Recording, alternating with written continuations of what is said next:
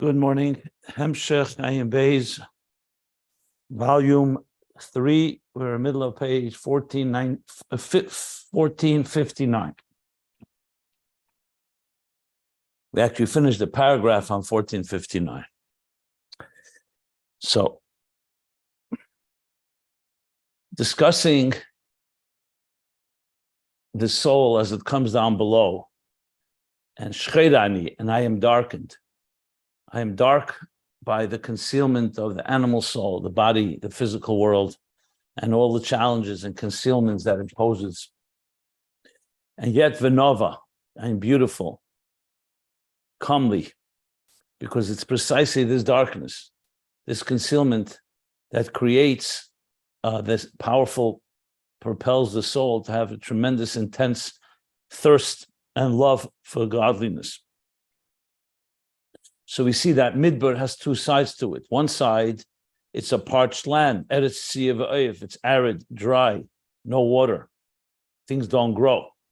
On the other hand, like we said, Midvorech, Nava, from the Midbar comes Nava, also the word Dibur, that the Dibur is beautiful, that even though initially the Dvar Hashem, the words of God are concealed, but that in turn creates this intense love. So it's the Midbar itself, the Midbar, the Kedusha, an intense love that's even higher than the love of Bnei Yerushalayim, the Yerushalayim, and Bittul that the souls in Atzilus and higher levels have. Now we also understand why he brought the parentheses at the bottom of page 1458, where he said, after he brought from the Medrash, Shekol Iluyev Hu Min HaMidbar, all the Iluyim, all the qualities and virtues that the Jews acquired came from the Midbar. He says that the fiery passion of the divine soul is higher even than the passion of the angels called Seraphim, even though that's their exclusive domain. That's why they're called by that name. That is their name that identifies them. Yet, and the Nefesh Elikis has other elements, not just fire, but the fire of the divine soul is a greater one. And the reason is because Malachim at the end of the day are part of Giluyim. They're part of the revelations of higher worlds. And the Shamas below reach levels that are higher than all the Giluyim, as we shall discuss now, as he continues on and explains. The Even Gam Tzmeim Nafshem Behem Tisativ. And though physically he says you can't have thirst and hunger together, but in Ruchnius you can. And those are the two levels of Ava, one that comes from hunger, and one that is like thirst, which is even deeper. I still have not come to understand what he means by that, even though I did find the source. There's a mimer from the Alter Rebbe where he says, not exactly the same language, but the content, the language of the Alter Rebbe, if you want to look it up yourself, is in my Morim Ketsarim of the Alter Rebbe on page 132. So there he brings the same idea that you don't have Rav and Sami physically together. So I still have to get to the bottom of that. I've put out some inquiries to my colleagues and researchers to see how people understand that line. But regardless, relevant to our discussion is that there is the spiritual thirst that is a profound thirst, and that comes specifically due to the midbar that is parched. That's what creates the thirst. The lack of. So the deprivation, that creates the take of harotze to the point of mesidus nefesh mamish, like you said. Simoyim. So thirst, he said, even more intense than hunger. And this also explains that midbar is why midbar things don't grow. So on the negative side, things don't grow because it's not moist. It's lacking the divine moisture, so to speak, that causes things to grow, like we learned earlier about mayim. Water in general comes from the deeper hidden worlds. And the moist earth, especially during the rain season, during the wet season. That's on the negative side. What's the positive side of a midbar that's not matzmiach? That the passion is so all-consuming, the take of harotze, that it's only halah. There's no shuv v'gili. There's nothing being produced. It's not transmitting. It's only absorbing. Even though from this will come the shuv, that he'll explain later, but it itself is a state of the opposite of producing. Another aspect is smicha refers to peiros mitzvahs. Mitzvahs are fruit, things that grow. And here we're in a state that's higher than mitzvahs. Asher lo yoshev adam sham. Adam is the structure of Evarin the Malka, the divine structure, the divine structure within the structure of Adam. So it has 248 positive mitzvahs correspond to the 248 limbs, the limbs of the king. But mitzvahs are higher. And then he added more to that what brings a person to this level of tzemoyin is the contemplation. In addition to the thirst that he just described, the contemplation that everything in existence and also all the revelations are all considered like wasteland, midbar v'shmama, like nothing nullified compared to Atzilus, compared to God. Like he says, Chazu mepulis elikim sham shemes ba'aretz. Shemes, that even the shemes agdeshim, even the holy names of the divine that are not allowed to be erased, are still revelations, and they're considered shmama. They're considered like a waste, like nothing, compared to the God Himself. Like he brings from Tikkun Ezer, that when the divine energy leaves the containers, it's like a body without a soul. What's a body without a soul? Like a shmama, like a midbar shmama. It has no quality. It's empty. And just as the body is infinitely distant from the soul, the kelim are infinitely distant from Eid Ein Sof. And furthermore, also the Eidos are infinitely distant from Atzilus, which means even the Eidos that are higher than kelim are also infinitely distant. And he brings from Zoyar, Keser Elyon, even though it's a Eir Kadman, it's a high level of Eir, it's Ukam, it's dark compared to the source. Dark. Like Shcheira. So who recognizes this? This is the soul below, is contemplating on all the higher levels. And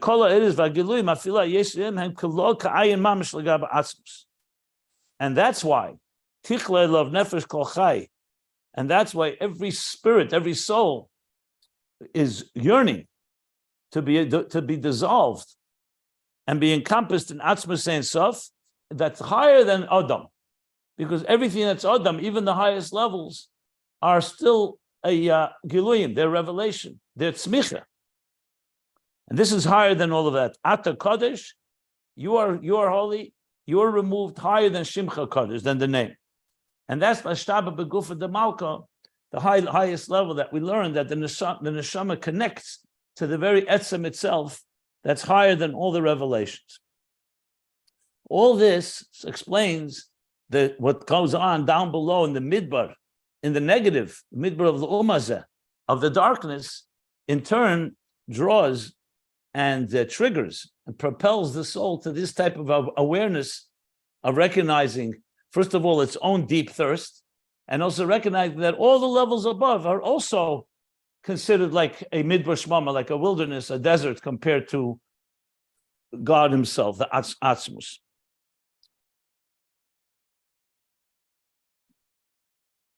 So now we'll continue learning inside the new paragraph on page 1459,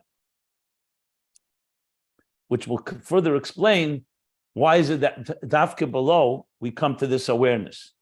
And we already learned it essentially earlier, because the Giluyim themselves, Atzilus, for example, or Eir, they themselves don't come to recognize on their own their infinite distance, because they do experience divine consciousness. They do experience divine revelation and very high levels of revelation. But it's only in this world where everything is concealed that you come to realize how Atzmus is completely beyond even those highest levels of Giluyim. And he's going to refer to some of the ideas that we learned earlier about this as well. But we'll learn it inside now. Okay. Page 1459, the new paragraph, a little more than halfway down the page. And the pages can be found, if you want to follow the text, at ayinbeis.com.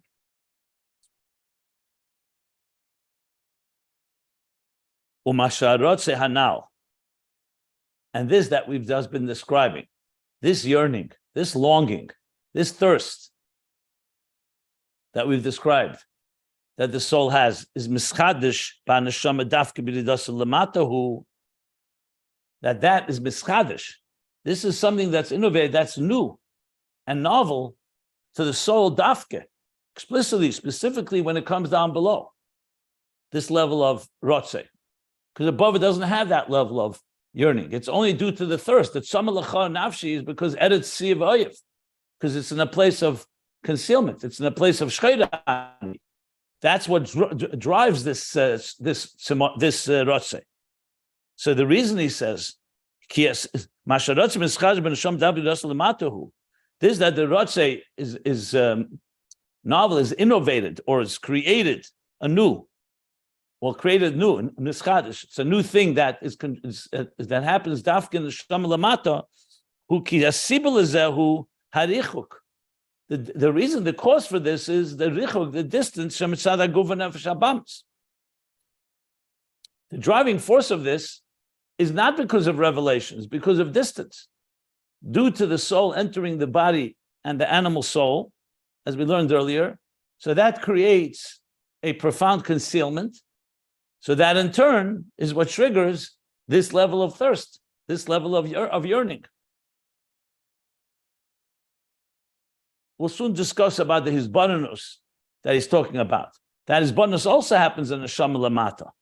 Hisbanus that the higher levels are also like a midbar.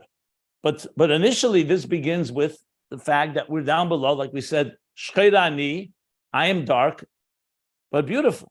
But so it's the darkness that elicits this experience. Shari bislapshus zeis, because in this manifestation of the soul within the body and the animal soul, misalam era neshama, the light of the soul gets concealed through this descent and through this manifestation. Sheba bakshama, it comes into a more state of substance and matter. The soul does. In other words, the soul above is much more sublime. B'nei Yerushalayim, all the way in Atzilus, and even in Biyah, it's much more sublime. It's when it comes down below that the soul becomes engaged with Hakshama, with the substance of this material world. Commission is baril become a duchtin, like it was explained earlier in a number of discourses, a number of places. She'ena me'ira klal, commission hoysa me'ira lamayla. It says lamata, but it's very clear that he means lamayla, as they indicate in the footnote. That what? That below the soul does not radiate at all the way it radiates and shines and illuminates above. When it's not encumbered and limited and concealed within the body and the animal soul. So in other words, this is the driving force that causes this rotze, this deep yearning. Now he's going to add, remember yesterday we discussed, which souls are we talking about? Does this refer to all souls? Or is it only the souls of Biyah, or those that manifest in Biyah? What about Moshe and the Ovis that we learned about? How about them? So here he's going to say now, and he's going to qualify and add clearly, help us understand this. What does he say? He says like this. The Ayn Adam Tzadik Ba'aretz. So there's a verse that says, the Ayn Tzadik Ba'aretz Asher Yasatei V'lo Yechta. He skips the lines Asher Yasatei, but basically the verse says there's no tzaddik, no Adam tzaddik, there's no person that's a tzaddik. He adds the word Adam, which is interesting, maybe because he wants to refer to Adam that he spoke about before, the structure, I don't know. But he says there's no tzaddik on earth that did not do a sin, v'lo yechta. The full expression, Asher yasa teiv, that did good, v'lo yechta. It's not relevant so much that did good, because once you say he's a tzaddik. But the v'lo yechta, what does that mean? That every neshama, when it comes down on earth, is going to do a chet. But how could you say that about tzaddikim? So he says, chet tu loshen chsodin. Chet comes from the word lack of. Chet can mean a total transgression and a sin, but the word chet is also used, as he brings now proof from a pasuk. This is brought very often in the Rebbe's Sichos and in Maimonim, that chet comes from the word lack. So not always does it mean a full transgression. if someone hasn't done as much as they could do, that is sometimes also called a chet. So even if a person is perfect, a tzaddik, and everything they do, there's not one transgression, but there's still, because they come to this world, there's still going to be something, some lack of. Like we say, Moshe Rabbeinu, he gained the 49 gates of Bina, but the 50th gate he didn't reach in his lifetime. So chet melashach chesodin, like it says, Kamoi, vayise aniu b'nei shleima chatoyim, that I, and the children of Shleima were chatoyim, and we know they didn't sin because the means there, Pirush chasedim, that we were lacking. So choser means it's lacking, it's missing something. What is it missing? V'hainu, and this means it's missing chesodin megili eira neshama canal. It's lacking. The eira neshama is not shining below as much as it shines above. So that's already a lack. And that's true about, he says, even about a tzaddik. It doesn't explicitly refer to Moshe or the Ovis. So I don't know if it applies to them or not, even though the verse would seem to suggest there's no tzaddik, it says, that doesn't have some lack. So it would seem that even though he said before that the neshama of Moshe is Atzilus below, and it remains Atzilus, but it's still, you can say, is not quite mamish because of this element. I'm speculating here because he doesn't say it explicitly. Need to think about it more, and let's see if he does make any reference soon. Just referring to it because we did say it earlier. I just want to see one thing. 1 minute, please. Yeah, you have to say something like that because if you remember, he brought from Ageres HaKedesh that he said neshamas of Atzilus are not like kelim of Atzilus. They're meruchakim in akav, they're distant from the kav, and they're yotzu v'nifradu. They left and they're like the birth that comes after the pregnancy. Yotzu v'nifradu, we learned that on page 1455 and 1456. So based on that, it would appear that even Moshe and the Ovis are also in that category. So they retain their Atzilus personality. Moshe even more than Avram after the Nishenus. He also reached that level, as we learned. But the point being is, they have to say that something is different from the way the soul is above and the way the soul is below, because the bottom line is, when a shama comes into a body, and even if it's a complete tzaddik, there's some type of diminishment. That's clearly what he's saying here. Okay, I just want to see one thing, 1 second. Yeah, he says it clearly on page 1455, that even the shamas of Atzilus are distant from the kav.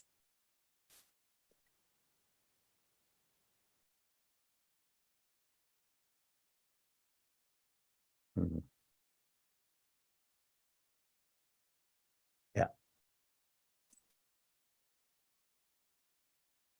That's when he said earlier that from the darkness comes this power, that the animal soul is what the resistance causes. It reveals the core faculties of the soul as it's rooted in the highest levels. Okay.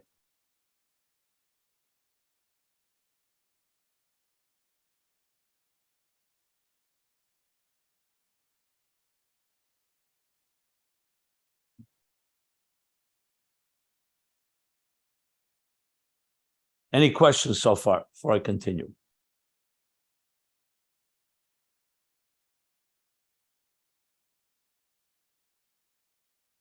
Okay, now he adds. So good. So everybody has some chesodin. There's something that's weaker as it comes down below. So therefore, what he's saying is this rotze is going to affect every soul, because every soul in some way is affected by the concealments of this world. And he says, furthermore, v'gam, and additionally, v'gam chesodin ma'alomas hanefesh habamis. When you say Ain Sadik Ba'aretz Lo Yechta, that does not have a lack, it's not just a lack that the neshama is not shining as much as it should, but there's also the chesodin, the lack due to the concealment of the animal. Shari muchrechu in yoni haguf, because an animal soul is necessary for the matters of the body. Even a tzaddik needs to eat and sleep and drink, and he needs to take care of his body. So clearly he's saying, therefore, that the nefesh habamis is involved. Even though you could ask the question, and Tanya says there's no nefesh abamis, there's a guf, but the guf is completely refined and completely a keli for the neshama. But here he does say this, that chsar me'alamas ha-nefesh abamis, that the alamas of the nefesh abamis shari muchrechu l'inyoni haguf, meaning the animal soul is necessary to be able to have for the matters of the body, for physical matters, which the neshama does not relate to on its own, shezeh ma'alim u'mastir, and that ultimately conceals and covers up. So the chesron is in twofold. One is that the soul is not shining as much as it shines above, and number two, there's also the concealment that the animal soul causes, to some extent, at least, even in high level, even tzaddikim. Ubefrat, and specifically, kishenimshach acher inyonei haguf, and specifically when a person is drawn to matters of the body, physical matters, afilu b'inyonim dakim, even if they're very subtle and very refined, but if he's drawn to anything in Gashmias, in Guf, shezeh ma'alim ala neshama. So specifically that increases and that covers up on the soul. So the mere fact that we're drawn to something in this of the body is already some form of concealment where the soul is somewhat confined inside this box called the physical body. Whereas the neshama above doesn't have this limit. So he said, this adds that as well. Ukamoy kain. And so too, there's yet another aspect that he wants to emphasize. So till now we've been talking about the soul, that the soul below does not shine with the same intensity, same illumination as the soul above, and additionally the lack due to the animal soul, and especially if he's drawn to it. But then there's yet another concealment, and that's the general concealment of this world. The entire world, this lowest of worlds, this low world, the physical world, is in general a covering on godliness. In this world, Gilei Elikus does not shine. The divine is concealed. This is in addition to the animal soul and the body. The world itself, as we know, the world, Elam, comes from the word Helam Behester. The world itself conceals the divine. It's like a glove that conceals the hand, the invisible hand inside the glove. So though when you contemplate, you can come to understand that God is working his ways, but it's not obvious. In the higher worlds, you don't need any effort. Godly consciousness is there. Question is what level of godly consciousness. But below, the world itself conceals under divine consciousness. So all this comes to add up that shcheirani, that there's a darkness down below that affects everybody. And he brought now, I said 4 things. The soul is more concealed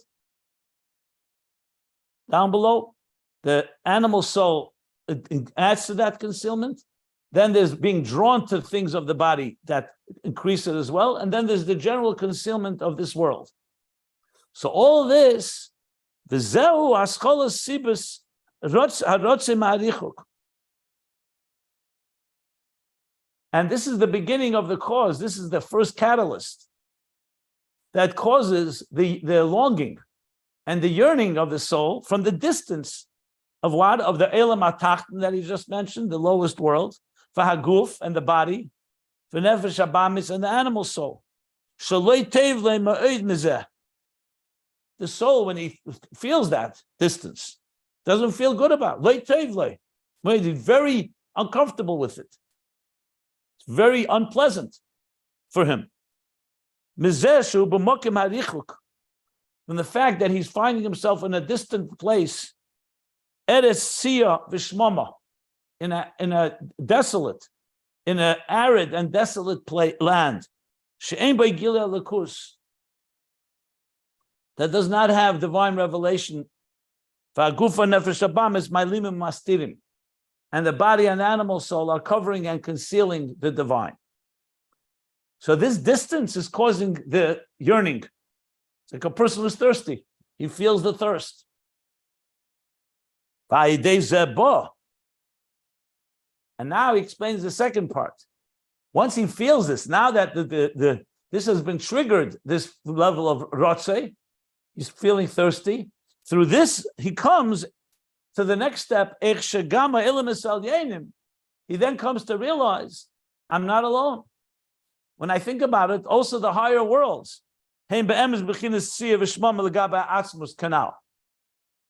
truth, now that I feel this thirst, I realize it's not just me in this dark world, but even the higher worlds are really also a desolate wilderness and an empty place compared to Atzilus. There's an interesting twist here. So he came to it due to the lack of divine consciousness and lack of gilui. But then from that he comes to realize, like he said, his bonus that he spoke about before,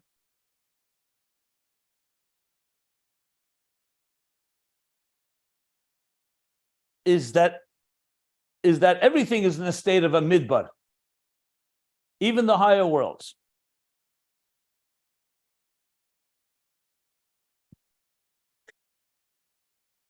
So this wraps up. It's not finished, but this ties together what he's been discussing until now. What takes place down below for a soul that feels parched, feels thirst, feels distant.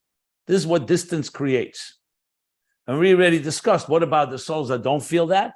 Well, we said, first of all, everyone feels it and depends how they act on it and how they express it. But bottom line is everyone potentially can feel it, because we do live in a world that is not a real world. This doesn't say, it's a false world that conceals its true nature. And when you come to realize that, we're living in a world that is false, a world that's deceptive, that's duplicitous, that's superficial, and that reality is something far, far beyond, to the point that we come to realize that even the higher worlds, where there is divine consciousness compared to the core essence, the source, are also like a midbar, shmama, like a desolate place, meaning valueless compared to the source, dark, like he said before. So all this leads to this tremendous thirst and this tremendous longing. That's what he said till now. He's going to say more, but I want to stop here if anybody wants to clarify, ask anything.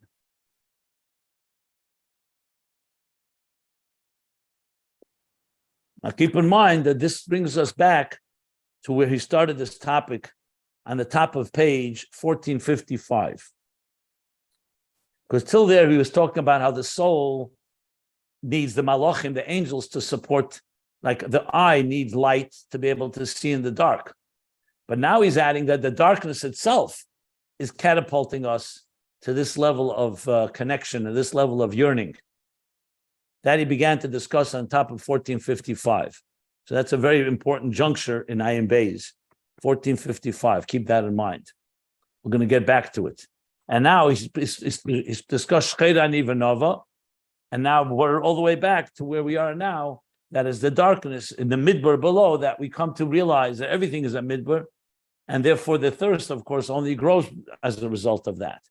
And perhaps this explains the Alter Rebbe's line when he said, Mili b'shamayim im ki imcha lechafatzti. That I don't want your Gan Eden and I don't want your Elam Haba. I want only you. So it wasn't, in other words, it's not just that he's looking for godliness because we're living in a dark world. He doesn't want Gan Eden and Elam Haba. He wants only the Etzem. That's the real Simoyan, the real thirst, the real longing. Okay. I was going to add more to explain this idea. Yeah, no questions?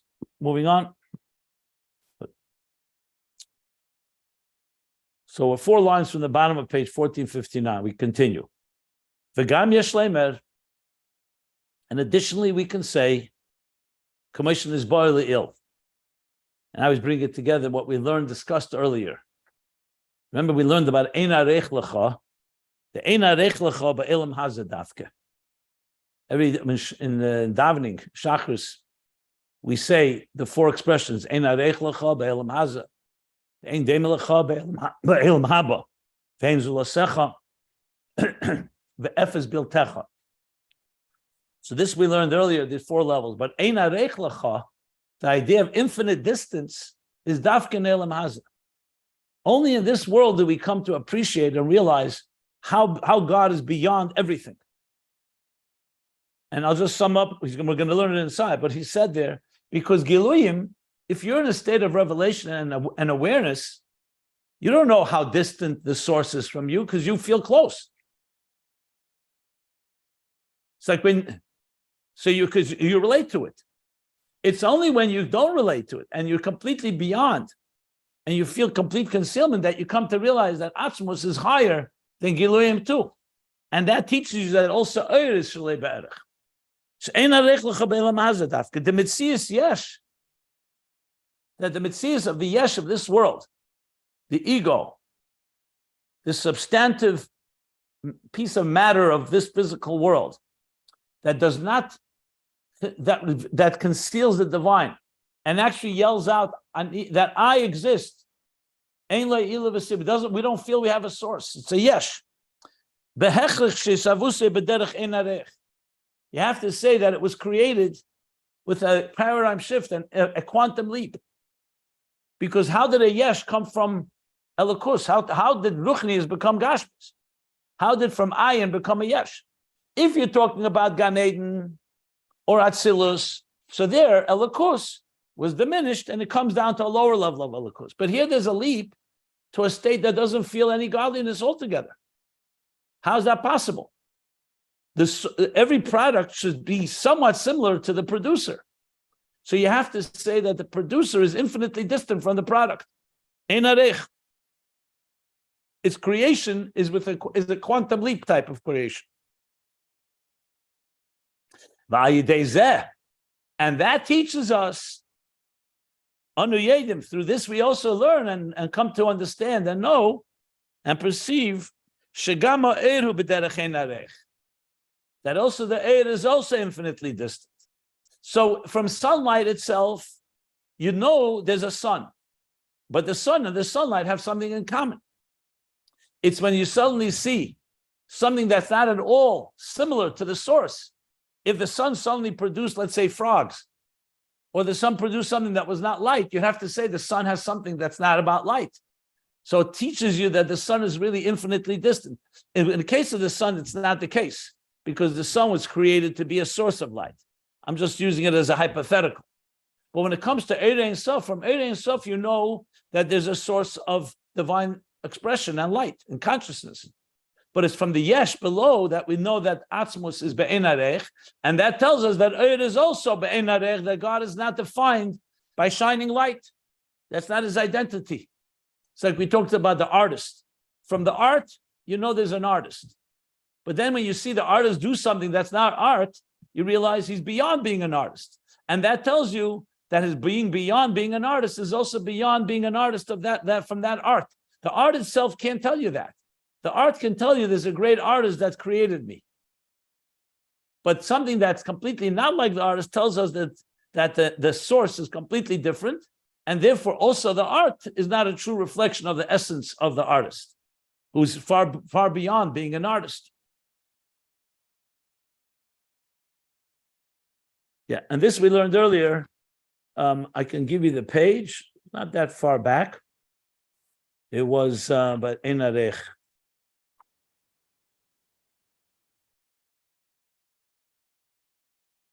See if I can find it quickly. It was before Hamayruch Be'echad, I think so, yeah.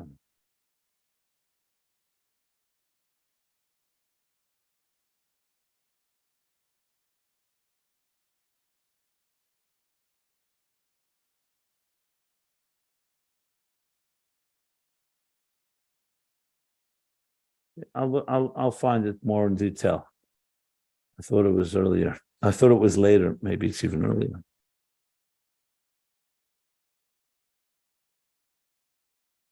Yeah, I see it around page 1406, 1407, but I think there's a few times. Okay. Ayn Aroch Only, I think it was later. but I'll find it soon. Okay. V'zehu she'izbonnus v'asaga hanal, continuing. And this is the idea that the contemplation and the comprehension mentioned above. Hu shenischadish lamata dafka. So this adds to what we learned before. Remember, before we learned that it's the distance that creates the longing. Now he's saying that in addition now, the contemplation understanding above is nischadish, is innovated. Something new that happens, lamato dafka. Dafka lamato. It's in addition to the fact that we feel the distance, the distance as in the thirst and the longing, he's adding the lamaila she'ena b'chinas yeshem mitzis, ena nigash ech she'ena rech.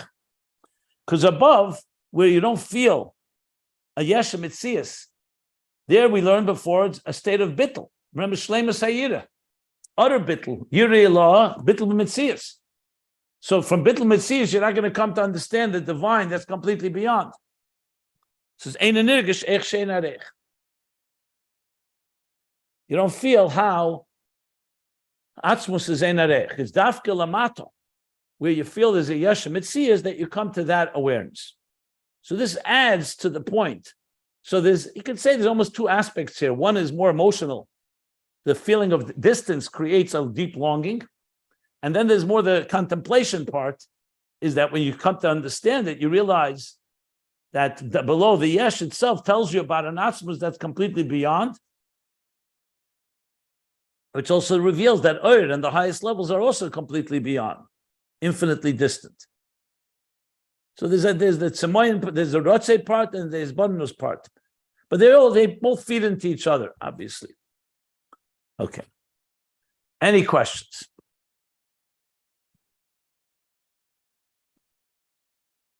Yeah. Okay. Rabbi Jacobson, I have a question. In regards to the whole thirst versus hunger, can we deduce that the aftermath of thirst is obviously water, and the aftermath of hunger is food?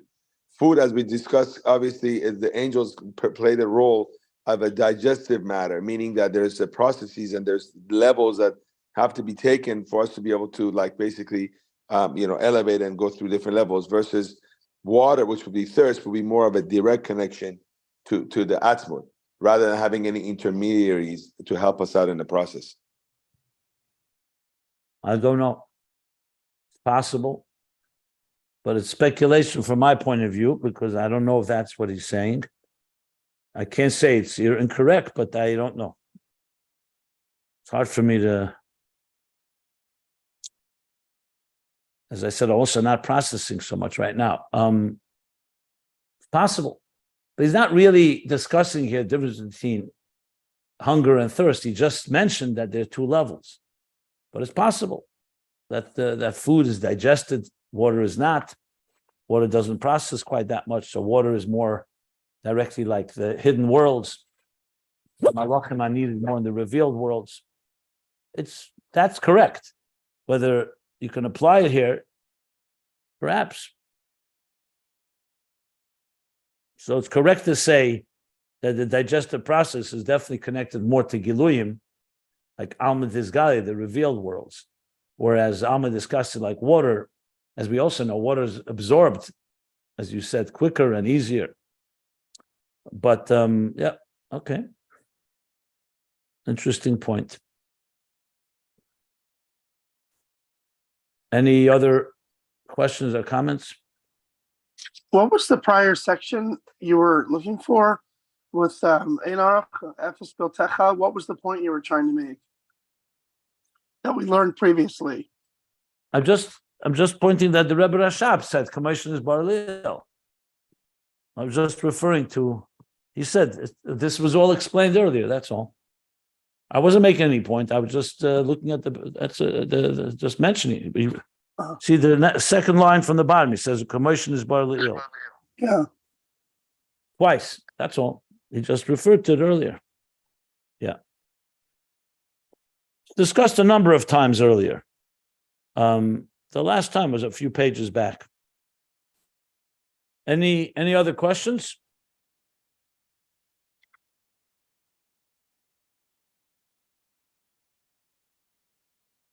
Okay. So let's continue on. That's the case. Yeah, I found it. It's on page 1442 and 1443. Yeah. Where he talks about, last time he talked about it. He also talked about it earlier. I have here a whole bunch of sources. 1387. There's a bunch of places earlier that discussed it. I talked about it earlier as well. So based on 1442, I marked here that it's on page 12, on page 541, page 565, page 666, 676, page 1151, 1155, and 1327. But basically, Aleph Taf Mem Beis and Aleph Taf Mem Gimel is where he discussed it earlier. Okay. Yeah. Thank you.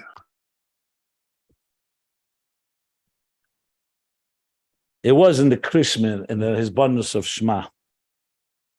It's part of the understanding how everything is absorbed and sublimated into the divine. Okay, no questions, so we'll continue with the last line, last two words of this page, bottom of page 1459. So he adds now the following. So we just established that is dafka lamata, nischadish. So it's not nisgalin, nischadish. That when a soul comes down below, something new happens. I should point out in Ayin Beis, the idea of a new experience is very prominent, especially in the second half of volume 1, and later as well. The chidush that happens, which is not just revealing the divine, but something new happens in this existence down below, which is ultimately the purpose of Dira B'Tachtenim. So the chidush here, the emphasis of chidush is very critical. That's not just another experience. It's something that it's unprecedented, basically. That in the Gilia Atzmus, essentially, that happened dafka in the yesh below. In addition to what he said, the deep rotze, the take of harotze that happens due to the distance. But as I said, they're interconnected. The yesh lamer.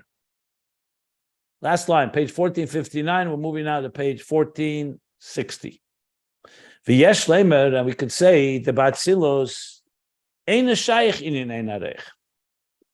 Remember earlier we learned Shchera Nivanova, B'nei Yerushalayim. The soul is saying that I'm dark, but comely, but beautiful. Dafka below. B'nei Yerushalayim is saying it to B'nei Yerushalayim, which means it's a nova, it's a beauty that even the B'nei Yerushalayim don't have.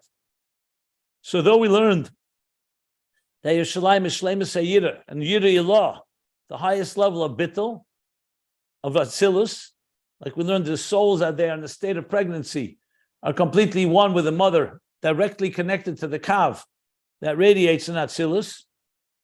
But it's still, if you remember, it's only it's only Muhus Aziv, not Muhus Etz. So there in Atzilus, Ein Shayach Inyan Ayn Aroch. In Atzilus, not Shayach the concept of infinite distance. Shariu B'chin is Gilei Ha'elam. Not that it's not. The fact is Atzilus is also Ayn Aroch. But he means here in Atzilus, in its own feeling on its own, will not come to it, to that awareness, that it's infinitely distant, because it's the art of God. Atzilus at the end of the day is Iyu v'chayu yichad, Iyu v'garmu yichad. It's a divine revelation. Shariu B'chin is Gilei Ha'elam Erein Sof HaMaitzil. We call Atzilus for a reason Atzilus. Atzilus means it emanated from. It was imparted from. Va'atzalti min haruach. The source is in Pasha Ba'aleischa. Bria means creation. Atzilus doesn't mean creation. Atzilus means imparting, emanating from. Why? Because it's a Gilead Helam Erein Sof HaMaitzil. This is elaborated upon at length in the beginning of Ayin Beis, literally the beginning. In the first chapters, talks at length about this, how Atzilus is Gilead Helam. Gilead Helam is not a chiddush. It's not an infinite distance. It's revealing godliness. So God chose to have attributes. Chesed, Gvura, Teferes, Chochma, Bina. He has attributes. He has faculties. Obviously, God is beyond the faculties. But once he chose them, Atzilus reveals them. What is Atzilus? It's divine attributes. It's divine expression. is Gilead Hahelim, reveals that which is concealed from where? From the infinite divine light, Hamaitzil, the emanator. Atzilus is the emanation from the emanator. And that means that the oir there is not distant, is not separate, it's actually attached to its source. It's an extension of. It's like we talked before, Evarim de Malka, for example. I mean, this is maybe lower than that level, but regardless, it's an extension of godliness. It's God's so-called attributes. If that's the case, it's not the level of Ayn Aroch, it's the level of Ein Zul Asecha. There's no other but you. Atzilus reveals to us there's nothing but God. But it doesn't tell us how distant and how infinitely distant God is. Ein Zul Asecha. That's Atzilus, like a Merkava. It's essentially declaring that there's nothing but godliness. All I am is godliness. And this goes back to the page I just said, page 1442. He actually brings there Ein Zul Asecha. And I think he said actually there that it is the level of Atzilus, if I recall correctly. Yeah, I think he says it there. Page 1442. Yeah. So that's Ein Zul Asecha, not Ayn Aroch. The Gam Chinas HaKelim, and also the containers of Atzilus, where you could say, okay, that's the Oir. The light of Atzilus, the consciousness of Atzilus is Gilead Helim, is revealing the divine, is not infinitely distant. But what about the Kalim? Kalim is already an identity. The Kalim is a structure. Harei Bechinas Atzilus. We learned this earlier as well. Even the Kalim, which is already definition, Oir HaChochmeh and the Klei HaChochmeh, but it's still a divine definition. It's not a Keli that's separate. Iyu v'chayu yichad, iyu v'gamu yichad. God is one with the energy, but he's also one with the containers. So the containers are also expressed. And he actually explained earlier how in Atzilus, what dominates there is the unity, the synergy, the unity of like the letters when you say Baruch.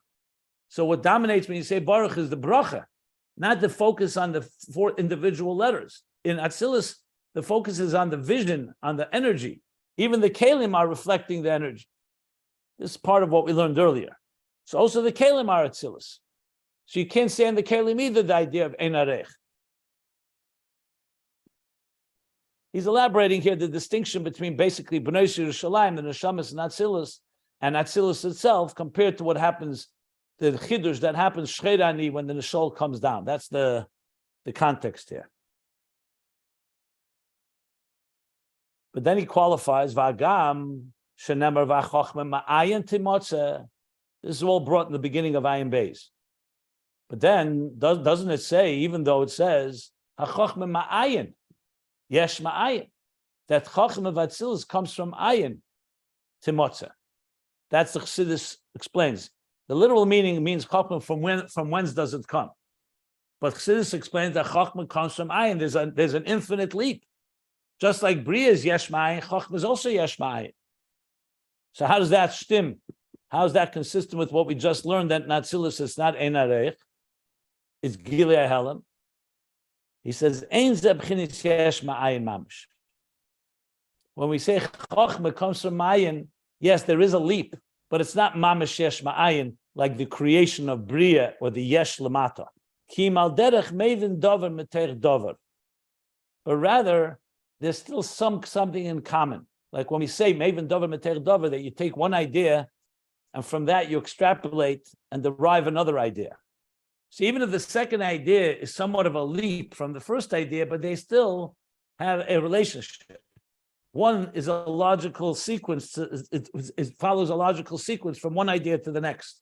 So though Chochmeh is a leap, in other words, from Bina to Chochmeh is closer than from the conscious Chochmeh to the superconscious Chochmeh Stima and Keser, but it's still not Yesh Ma'ayin Mamsh. There is something in common. Commotion is barely ill. This was also discussed earlier. This I have to find. This was a little while back. So even though Chochmeh Ma'ayin Timotze, it's still not Yesh Ma'ayin Mamish. So you can't say Ayn Aroch and Atzilus. Hari B'Atzilus B'chlal, and there we go. So for what do we derive from this? that Atzilus in general, Ein Shayach Hasoga de Ayn Aroch.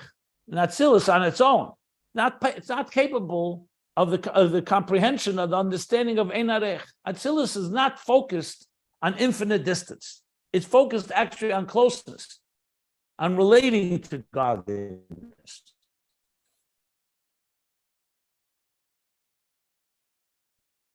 Only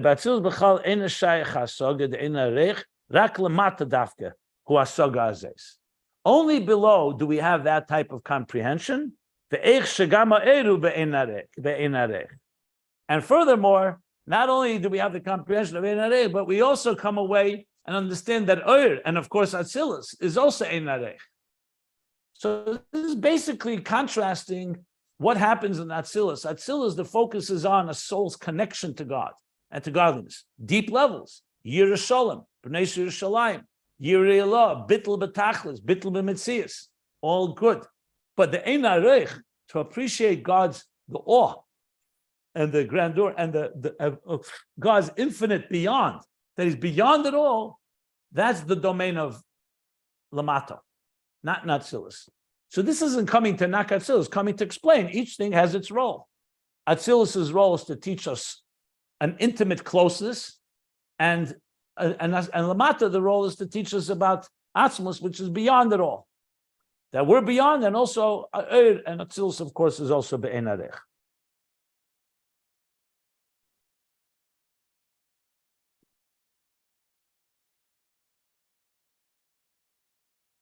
Valkein Dafke, and that's why Dafke ba neshama k'moshe yarda lamata, and that's why Dafke's soul that descends below, Shayich bo his bonus hanal, is capable of this type of contemplation that we're discussing. The contemplation is not possible in Atzilus on its own. It's only possible down below. Because here we experience it. We're experiencing this type of infinite apartness. And what does that in turn generate? And this distance to the divine is what generates and causes this intense longing, yearning, and thirst, increasingly powerful thirst and longing and thirst. This is the Ava b'chol meidecha, not just b'chol nafshecha, which he mentioned earlier.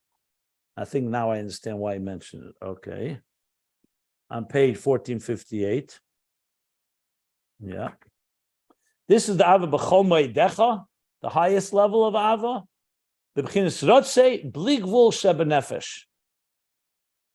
In a yearning that is infinite, not just a finite yearning and longing, but an infinite one. Because bli gvul is this Ayn Aroch. Atzilus will connect to godliness, also has a longing, but it's not a longing that through the infinite distance. It's a longing of something that's like a son to a parent. It's only in this world that you find the infinite distance, so it creates a tremendous yearning and thirst. Bli gvul, which is me'oidecha, that's b'chol me'oidecha, much more than chol avavcha, chol not me'oidecha means like mesiras nefesh me'oidecha with all your bli gvul, me'oid, shu dafke b'yiridus hanashama lamata. And that's dafke, explicitly with the soul's descent below, that we reach that level of b'chol me'oidecha. Okay. And here's where I'll stop for today. Any questions, my dear friends?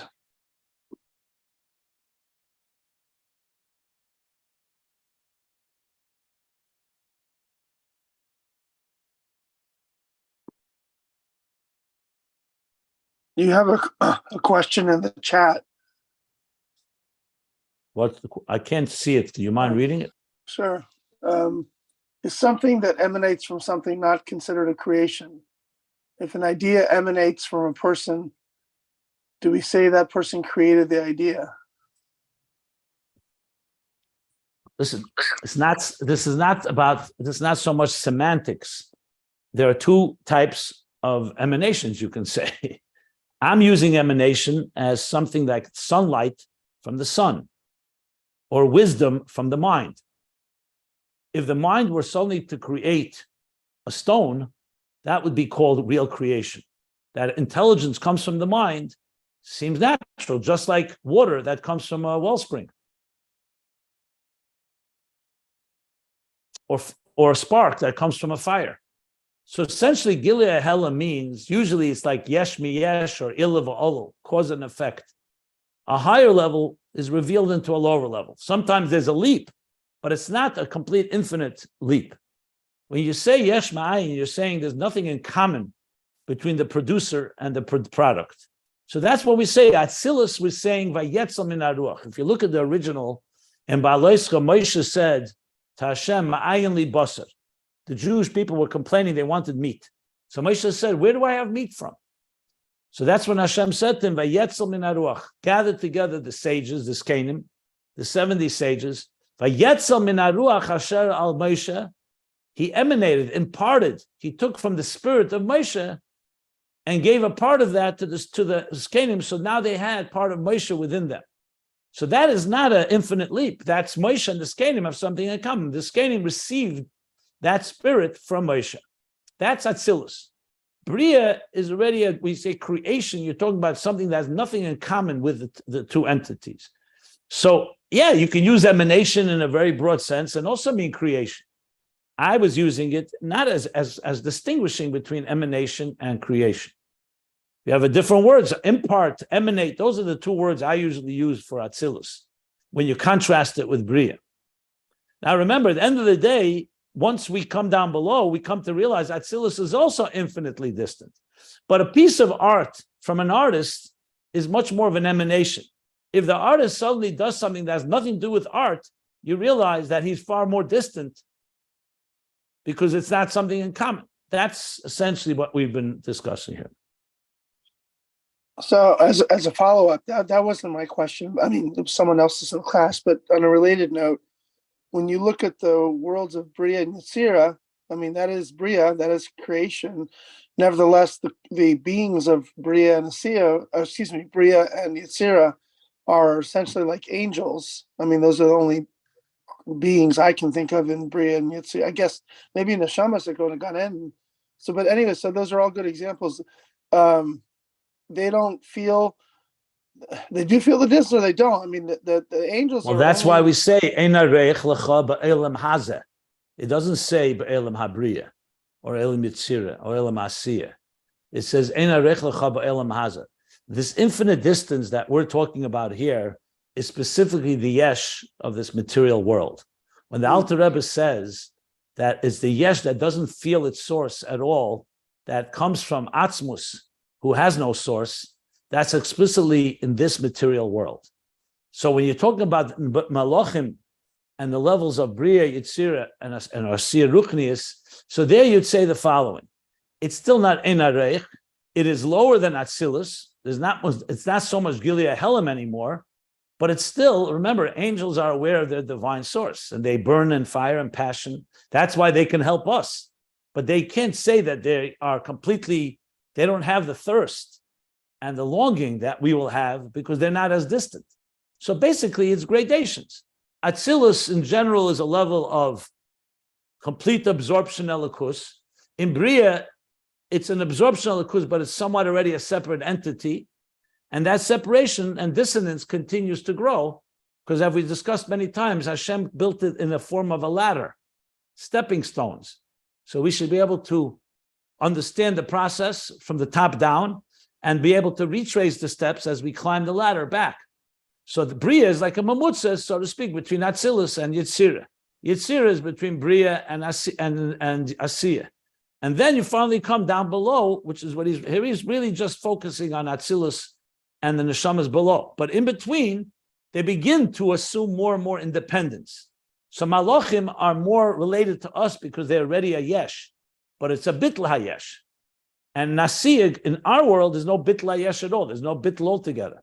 Everything has to start from scratch, which means that's why there's the real Ayn Aroch. Is there an element of Ayn Aroch in the very concept that God created Bria? There's probably something because he's already creating something that's not quite as gilui as Atzilus. but it's still not tachtenim. The Alter Rebbe explains in chapter 36 in Tanya, it's only in the lowest of worlds that you really begin to appreciate the real infinite distance, because Bria, at the end of the day, is a creation. So yes, there's something of creation there, but it's not quite independent consciousness entirely. It's a creation that's still connected and is devoted to godliness. So it's just a matter of levels. Thank you.